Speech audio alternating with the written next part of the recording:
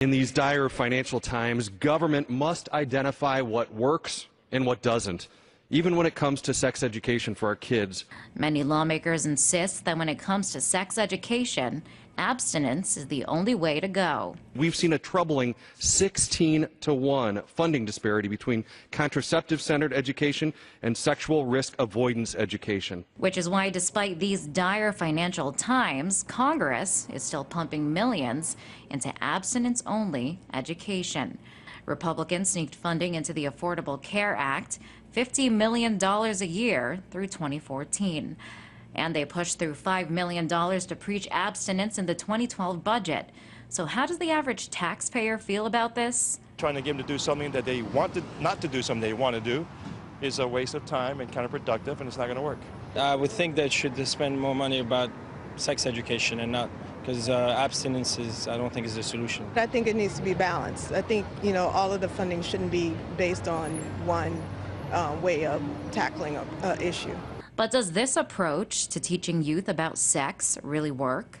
When it's forbidden, you have to taste it, Kids are funny, the way when you tell them not to do something, they do the complete opposite. Study after study shows that abstinence, as opposed to comprehensive sex education, is not effective and, in fact, harmful. The U.S. has the highest teen birth rate of any comparable country, almost twice as high as the UK, which is the highest in Western Europe.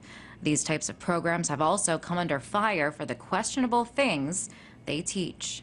So they have some great advice, like you have to not invite lust, so you have to be careful with what you wear, like you mentioned, because the girl will be thinking fashion and the boy will be thinking sex. For critics, this approach is a step away from science and a step back in time. They should teach them how to have safe sex. They're going to have sex anyway. It's natural. Everybody does it. Animals and bees, humans and everybody. You're going to go against all of human history and think that, oh, finally we're going to get people to stop having sex.